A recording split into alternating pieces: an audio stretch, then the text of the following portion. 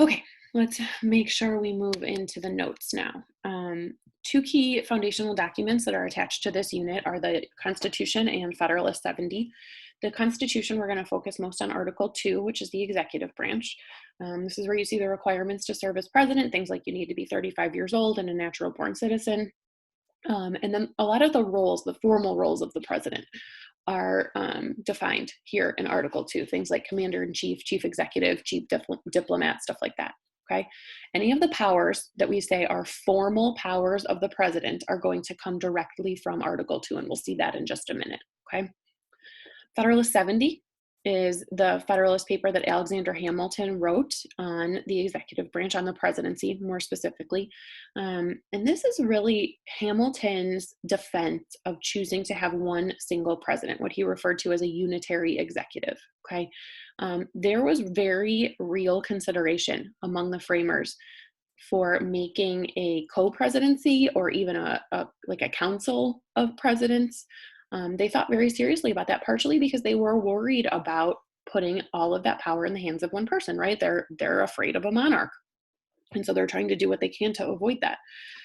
Hamilton here argues for the benefits of a unitary executive and defends that against people who say that a unitary executive will amass too much power and become like a monarch. Some of his defenses are that a unitary executive will lead to accountability, right? Because if something goes wrong, we know who to blame. He talks about how a unitary executive will lead to energy, right? Energy is one of his keywords, and he's, if there's one person and they know it's their job and they know they got to do it, they're gonna bring it every day, right? And how that's really important. He also talks about the importance of a president who is able to act decisively and quickly when necessary, right? If there's some sort of emergency, national crisis, something like that, that the president needs to be able to react to that much quicker than it would take a council of presidents or the president consulting with Congress about everything, right? You need one person who we have chosen and trust to make that decision, who can make that decision quickly and decisively. So in general, you guys did a really, really fabulous job with your Fed 70 activity. So I feel like you probably feel pretty good about Fed 70. If the things I just said about it don't sound familiar to you, or you don't feel like you could discuss them in detail, you should go back and look at it, ask me questions, that kind of thing, okay? All right, formal powers of the president. Again, these are the powers that are found explicitly written in Article 2 of the Constitution, okay? Things like the commander-in-chief, the power to make treaties, the power to pardon, the power to appoint lesser officials, the fact that the president has to take care that laws be faithfully executed, right? The president is the chief executive and is empowered to execute the law, okay? The president has the power to pardon, right? That's one of the president's main unchecked powers, okay? Things like that. So you should be familiar with the formal powers of the president. Where this is going to come in handy for you next is when we talk about the implied powers of the president. Implied means that these are powers not explicitly written in the Constitution, but are implied by what is written in the Constitution. So if you don't know what is written in the Constitution, you can't possibly understand what they imply. So you really do need to know these powers for more than just one reason, okay? So formal powers of the president, know them, love them, be able to list them, okay? Informal powers. Informal powers come in sort of two different categories, implied or inherent. The word informal just implies that, or just means that they're not in the Constitution explicitly, okay?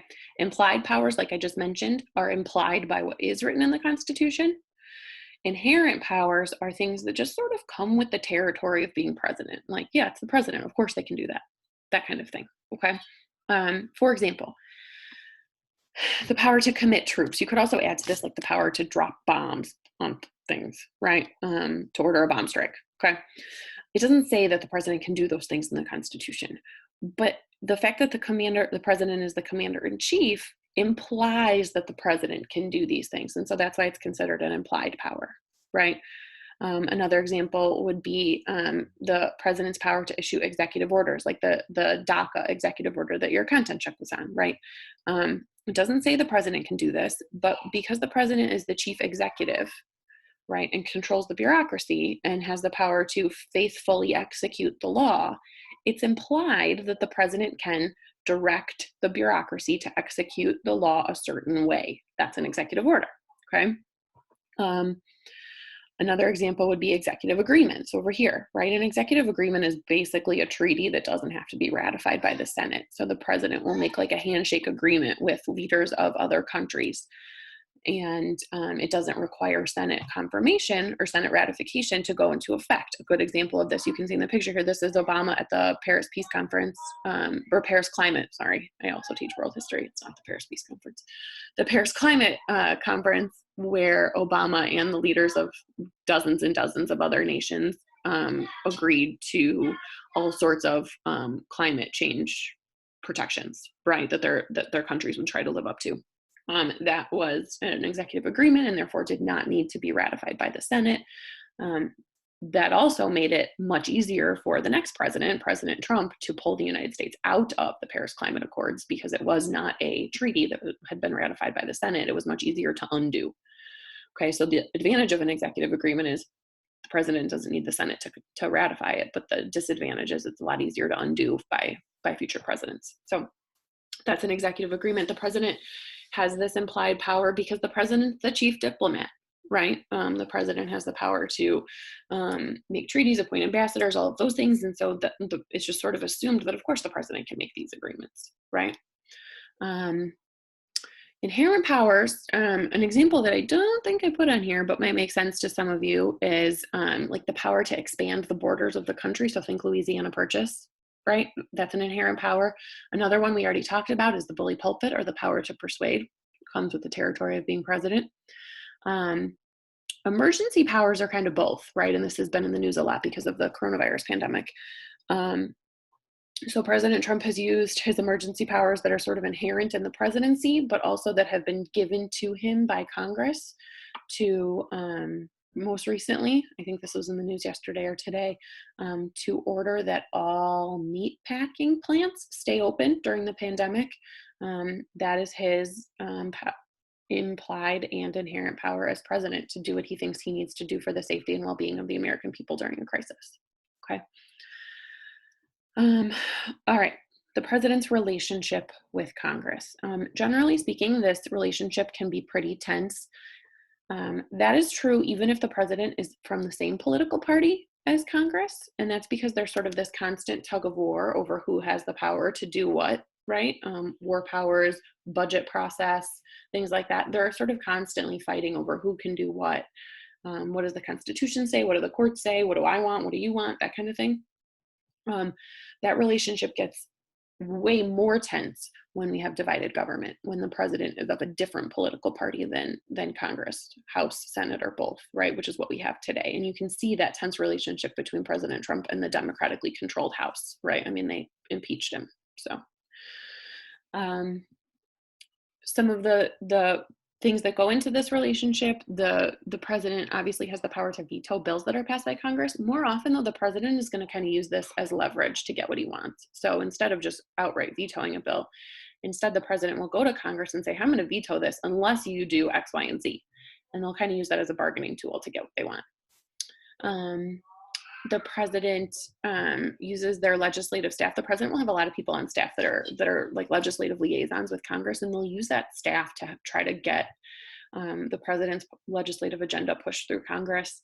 The budget process is an example of where the president and his staff work incredibly closely with Congress, but also where there's lots and lots and lots of tension between the two branches. The Constitution says that it's Congress that spends our money, right? Which means it's Congress who's in charge of our budget. And yet the president over time has sort of co-opted this process and taken power away from Congress. And that step one of the budget process these days is that the president, together with the OMB, the Office of Management and Budget, puts together a budget proposal, thousands of pages long. And it's exactly how the president wants to spend our money for that fiscal year. And then sends that budget proposal to Congress, and Congress uses that as sort of their jumping off point for making a budget. That gives the president an enormous amount of power, right? Another place where you often get lots and lots of tension between the president and the legislative branch, and more specifically the Senate, is with presidential nominations that require Senate confirmation, right? Federal judges and justices, especially Supreme Court justices, tend to be a little bit tense. And then cabinet secretaries, right? We saw a pretty major standoff when President Trump came into office with his nominee for Education Secretary, Betsy DeVos. Congress, or the Senate, threw a fit and was pretty close to rejecting her nomination. You saw the same thing with Brett Kavanaugh, right, for the Supreme Court. So generally speaking, the president's nominees get confirmed, but more often, lately, especially, it ends up being kind of a knockdown, drag-out fight when the Senate is of a different political party, or even when they're not, right? Republicans control the Senate right now, but the Democrats in the Senate really put up a fight for a few of President Trump's nominees, and that's becoming more and more common as things get more and more partisan. Another thing that the president does to sort of try to get what he wants from Congress is what we call signing statements. These are another informal power of the president. Essentially what happens here is that the Congress passes a bill, president signs a bill, but he doesn't like everything about the bill. He's going to sign it, but he doesn't like everything, and he intends to execute the law in a way that sort of gives him what he wants anyway. And so as the president signs the bill, he'll issue what's called a signing statement saying, here's how I intend to execute this law, regardless of what the law actually says. Okay, and I'll show you an example of that in just a second. Actually, I'll do it now, and then I'll go back. Actually, now I know why I did this. Okay, that's all right. So here's an article from March 30th of this year. This is an article about one of the coronavirus relief packages that was passed by Congress. This is the one particularly that had the corporate loan fund, right, to help corporations who are struggling a lot right now, to give them federal loans to help them sort of survive right now during the pandemic.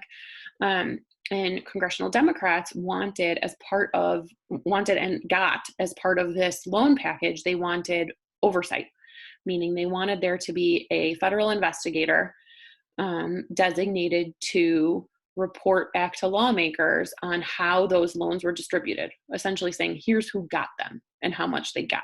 Democrats didn't want these loan bailouts going to Amazon, for example, who's doing just fine right now, right? They wanted it to go to companies that were really, truly struggling and needed the help.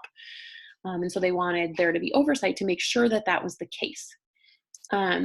Trump signed this bill into law, but issued a signing statement, right, which is what it's telling you here.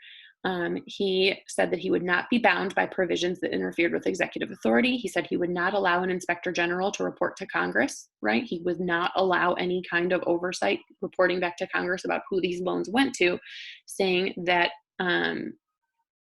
that interfered with his executive authority, that he wouldn't be told what to do, essentially, by Congress.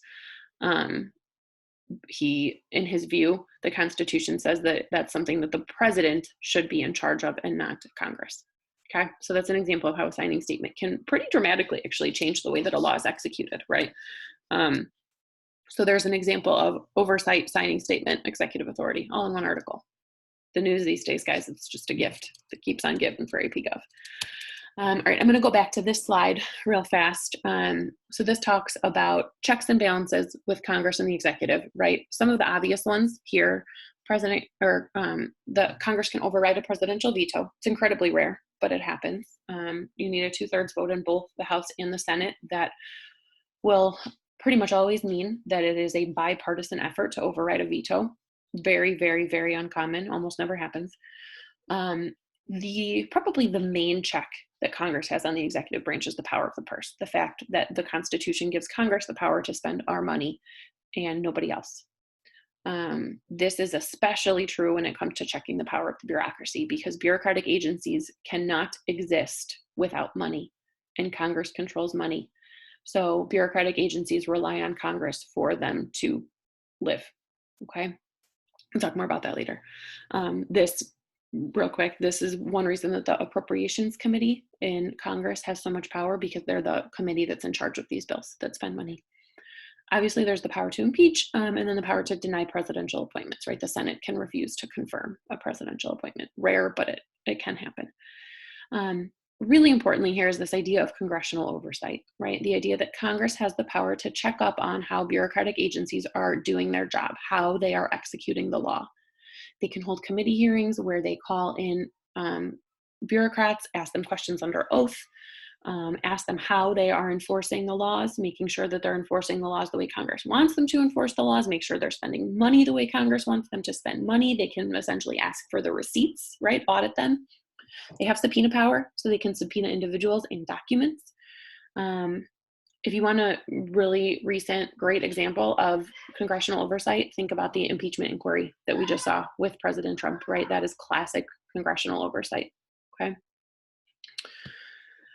All right, we did that. We also really kind of covered this, so I'm just going to spend a quick minute here. How does the president use the media to promote his or her agenda? This is the bully pulpit, guys. A great example of the bully pulpit and the president using the media to promote his agenda is the State of the Union. That's in the Constitution. The president gives the State of the Union every year now. This is an address to a joint session of Congress and in front of a national televised audience, or national television audience, I should say. We're not televised. And this is a chance for the president to lay out his priorities for the year. Here's what I think we should do, and to call on Congress to pass certain bills that the president wants to see become law. Special addresses, right? I vividly remember like 10:30 at night, I was watching something on TV and all of a sudden the network cut into Obama like swaggering up to the podium to announce to the world that the United States had just killed Osama bin Laden. It was incredible. And I remember thinking like, man, only the president could do this, right? There are press briefings. These, you guys probably don't know this. In the beginning of the Trump administration, this happened. There was a press secretary, and there would be daily briefings to the news media, right? There are White House correspondents for every news outlet I can think of, and they work in the White House. And the president's press secretary would give them daily briefings. Those daily briefings have stopped. For over a year now, the president's press secretary has not given daily briefings. They've given almost none. In fact, President Trump's most recent press secretary just resigned, I want to say a week ago, without giving a single press briefing. What we are seeing again, I guess, is press briefings this time, including President Trump, which is rare. And the reason he's doing it is because it's part of his coronavirus task force briefings, right? President Trump has decided that it's important for the American people to hear from the president every day during this crisis. And so the president appears with Dr. Fauci, Vice President Pence, other people who are there to sort of give the American people a daily update about what's going on with coronavirus. Obviously, the use of Twitter and Facebook has exploded with this president, for better and for worse. So those are some of the ways the president uses the media. All right, the bureaucracy. We're gonna go back to step one with this because I want to make sure you guys understand it. Okay, the president is the chief executive, right? The president's job as chief executive is to execute the law, every law, to put it into action. So step one, Congress passes a law. Step two, the president puts it into action. The president is incapable of executing every single law by themselves, right? Incapable in lots of ways. Physically incapable, incapable in that the president isn't an expert on almost anything that needs to be done, right? There are thousands of laws that need to be executed on a daily basis, and the president just can't do that on his own. And so the president has a support staff to help him do that. That is the bureaucracy. The bureaucracy is the president's support staff, and their job is to help the president execute the law, put laws into action, right? They are often thought of, those bureaucrats, as the action figures of the federal government for that reason, okay? The bureaucracy is part of the executive branch. That should hopefully be clear at this point, right? They are the president's supporting staff within the executive branch, okay? Their main role is to execute the law on behalf of the president of the United States and based on what the president of the United States tells them to do, okay? Along with what the law says. But they have other roles that they play as well. Remember that these bureaucrats are experts in their particular field. That's why they have their job, right? And so very often Congress will lean on these bureaucrats to help them write the laws. They'll call them into their committee hearings and they'll say, all right, we're writing a law on water safety and you're a water safety expert, right? You work for the EPA, so tell us what should be in this law. And so bureaucrats are often involved from the get-go in the writing of these pieces of legislation. Then they are empowered by Congress to write rules and regulations that are necessary to help them execute the law, right? This a very, very common feature of legislation is that it is ambiguous, that it is incomplete, right? That there are lots and lots and lots of holes in every piece of legislation because Congress doesn't know exactly how to do most of these things, right? So they write these laws with lots of holes and lots of ambiguity, and then they empower the bureaucrats to fill in those holes, to make those decisions, right? All right, we need to keep our water safe. So EPA, write a rule about that. Go, right? Things like that. So in that way, the bureaucrats, right, these experts, civil servants, are doing the job of the legislative branch in a lot of cases. Okay, then they execute the law, right? Then they are also empowered by Congress to punish people who violate those rules. So now they're also doing sort of the job of the judicial branch, right? This is one of the reasons that the bureaucracy has so much power, because their job is to execute the law within the executive branch, but they are also empowered by Congress to do the job of the legislative branch and the job of the judicial branch, right? When they're doing the job of all three branches, that makes it really hard to check their power, okay? Discretionary authority is a vocab word on the back of your sheet. It's an incredibly important concept within the bureaucracy, okay? And we kind of just touched on it a little bit without saying the word, but like I said, Congress is passing these vague, ambiguous laws all the time, and that requires the bureaucracy to make decisions about how to execute the law on their own, right? So when the bureaucrats get a law and it says, keep our water safe, but it doesn't tell them exactly how to do that because Congress doesn't know exactly how to do that, now those bureaucrats in a cubicle somewhere are making those decisions. That's discretionary authority, right? Where they have the discretion, where it's their choice about how to execute that law, right? Anytime they're doing that, anytime they are using discretionary authority, they have power because now they're the ones making the decision, right? This is sort of what we refer to as the pseudo lawmaking power of the bureaucracy. Here's another example.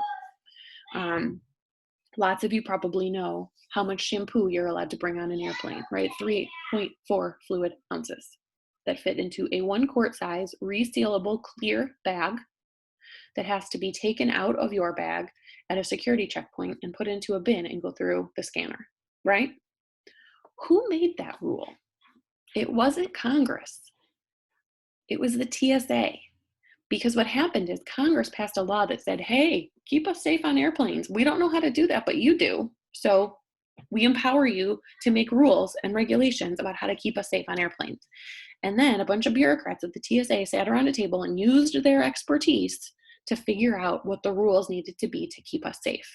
And the 3.4 fluid ounces rule was born, okay? Now, do you have to follow this rule if you want to get on an airplane? Heck yes, you do, right? It has the effect of law, even though it's not specifically written in any law, okay? If you don't like that law, what can you do? Well, you can drive, right? That's your choice. If you don't like the rules and regulations that are imposed on you by the bureaucracy, there's not a lot of recourse because we don't know who these people are. There's these nameless, faceless bureaucrats empowered to make these rules. We don't know who they are. They don't run for election. We can't vote them out of office, right? They have an enormous amount of power and very little accountability, okay? So it's a potentially dangerous combination, right? Okay. How are they selected? Now, the they here are what we call street level bureaucrats, or they're also called civil servants, okay? These are the experts that are hired to work in the federal bureaucracy. What I'm not talking about are the cabinet secretaries, the agency directors, the people who are appointed by the president and confirmed by the Senate. That's not who I'm talking about. Those are political appointees, and they are not subject to all of these rules, okay? They can be and often are very qualified, but they can also be completely unqualified, to be honest with you, okay? The bureaucracy today is run based on a merit system. What that means is that you're hired based on your qualifications, you get promoted based on good performance, okay? It wasn't always this way. The merit system was instituted in 1883 with the Pendleton Act, and it replaced the spoils system, aka patronage, which means that you were hired because you knew a guy, right? You had connections, you gave money to the president, your uncle's a senator, whatever, okay? That's the spoils system. The spoils system is a really bad way to run a government, okay? Because now you have a bunch of really well-connected but completely incompetent people, right? Hold on, I am about to lose power, so I'm gonna get my charger real quick so you guys can like stretch and shake and do jumping jacks for a second while I get my power cord. Hold on, be right back. I wonder if I can pause. Can I pause?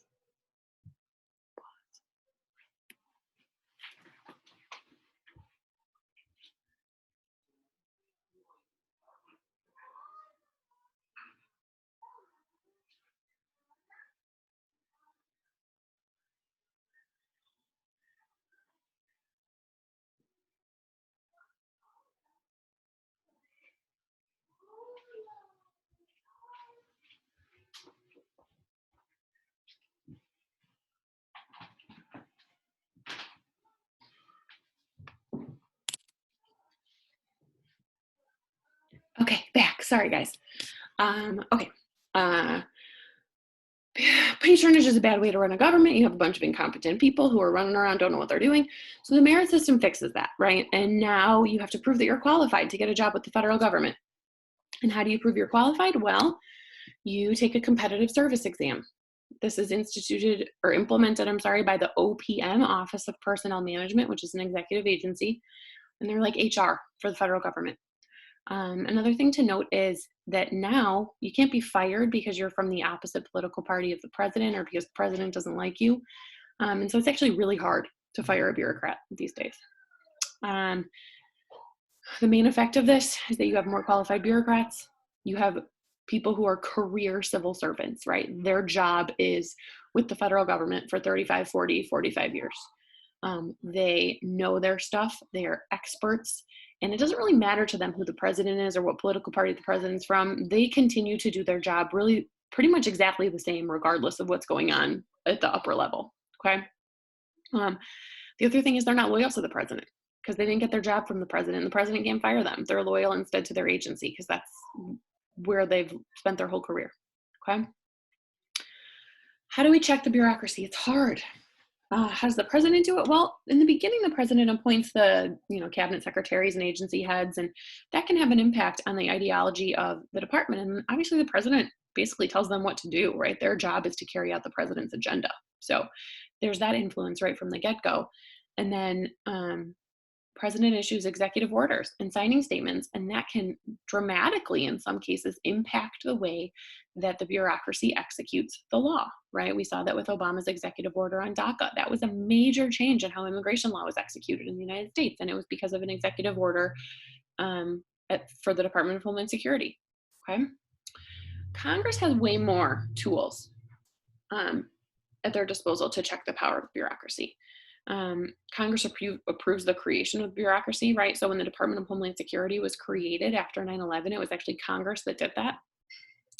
The biggest one by far is money, right? The power of the purse that Congress has to give bureaucratic agencies their budget is the single biggest way Congress can impact and check the power of the federal bureaucracy, okay?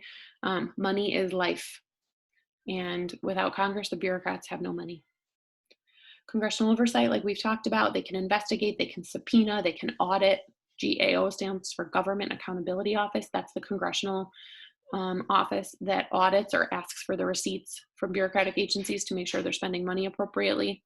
And then obviously impeachment, right? Congress can impeach some bureaucratic officials that have been appointed by the president, okay?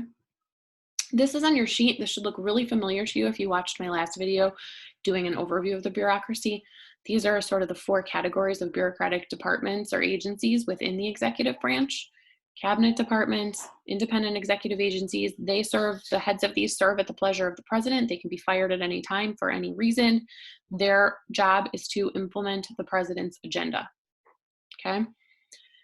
Independent regulatory commissions are designed to be somewhat independent from political pressure by the president. Their commissioners serve fixed terms and they can't be fired unless you can show that they're like negligent or completely incompetent. And so these are agencies that are designed to protect us and keep us safe in some way. And then you have government corporations. These are the ones that charge a fee for their service, okay? Postal Service, Amtrak, things like that. This is just an exercise if you want to sort of practice that concept of discretionary authority, right? So pick one of these over here and figure out how they use their discretionary authority to implement policy. Come up with an example. It's a really good thing to have in your back pocket going into the test. Vocab. 22nd Amendment limits the president to 2 terms or 10 years. So 22nd, 2 terms. That's how you remember it. 22nd, 2 terms. 25th Amendment does a couple things.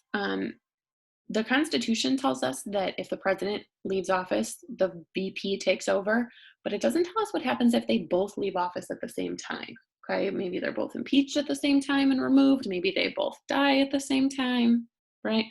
So the 25th Amendment gives us the line of succession beyond the vice president, Speaker of the House, President pro tempore of the Senate, and then it goes through the cabinet secretaries in the order that their department was created. It also tells us what to do if the president is temporarily unable to serve. Like, for example, President Bush had surgery when he was in office. He was under anesthesia for a couple of hours. And so Dick Cheney, under the 25th Amendment, was sworn in as temporary president. And then when President Bush was able to resume his duties, he was president again, right? It also tells us what to do if the president is like mentally or physically unfit to serve. This is drastic. But essentially what it says is that the president's cabinet and vice president can vote to temporarily remove the president from office if he or she is unfit to serve, okay? Electoral college is how we select a president. If you don't understand how the electoral college works at this point, you need to find out. Let me know if you need resources or help. Patronage, we talked about. Civil service reform, we talked about with the Pendleton Act. The War Powers Act. You should be pretty good with this from your Fed 70 activity, but just to quickly go over, this was an attempt by Congress during the Nixon administration to limit the president's power in the realm of war making. It basically failed. They were mad. They had just found out that Nixon had been secretly bombing Laos and Cambodia during the Vietnam War. And they got real mad and they passed this as a attempt to check the president's power. Nixon vetoed it. They overrode his veto. That shows you how unpopular Nixon was in 1873. And essentially the War Powers Act says that the president can commit troops, right? They sort of recognizes what Hamilton was saying in Fed 70, that the president needs to have this ability to act quickly and decisively, right? But because Congress is constitutionally empowered as the branch that can declare war, the president has to inform Congress of what they've done, and then they have to get their consent to keep troops there within 60 days. And if Congress doesn't give consent, the troops have to come home. Like I said, this is not really used. Presidents ignore this. And Congress doesn't ever push the issue, really, because more often than not, if we are at war, and I put that in quotes because we haven't really been at war since World War II, but if we are at war, usually the American people rally around the commander-in-chief, right? Presidents' popularity ratings tend to skyrocket during a war. And Congress cares more about getting reelected than anything, and it's not popular for Congress to go up against a wartime president. And so Congress doesn't want to do anything that's not popular because that threatens their reelection chances. So they just let the president get away with it. And they don't ever really ask for the War Powers Act to be followed. Okay, I hesitated to even put this on here.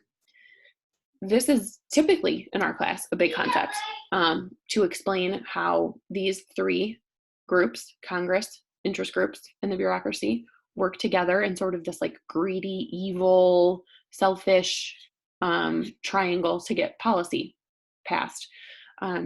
The reason that I hesitated to even put it on here is because you notice one of the 3 groups is interest groups, and that's not on the test this year.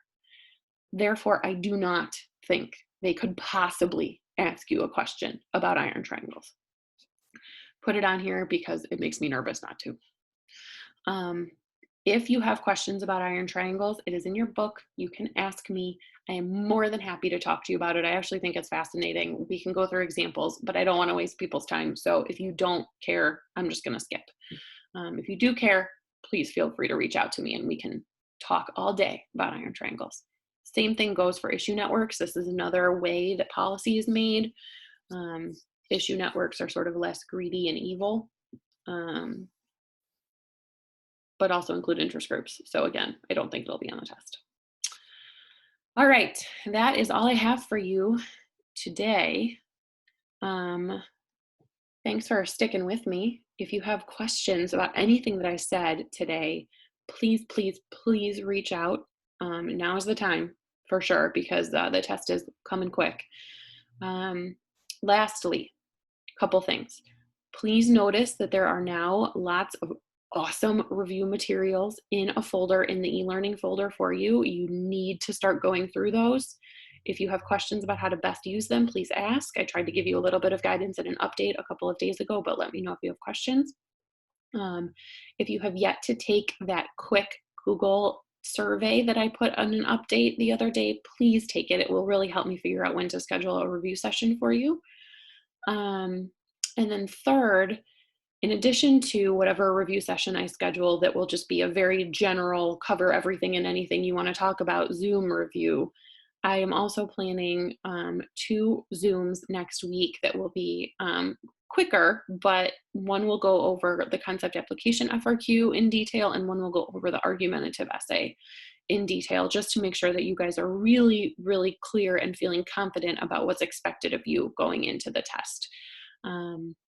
And I will also be putting up some additional resources over the next couple of days. So please pay attention to the updates on Schoology. That's really the only way that I can communicate with you guys without bugging you with videos all the time. So pay attention to those. And as always, any questions that you have about anything, big, small, whatever, please don't hesitate to reach out.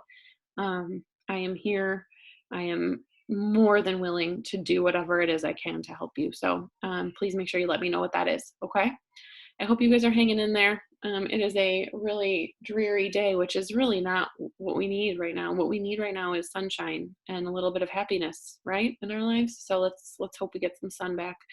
Hang in there, stay safe. This will end one day and we'll all be okay. So you guys have been doing an absolutely fantastic job. I honestly can't tell you how impressed and proud I am of you and how you have dealt with this and approached it with positivity and your incredible work ethic. And people will be talking about the COVID generation and I will have great stories to tell them about you. So keep it up, guys. You're almost done.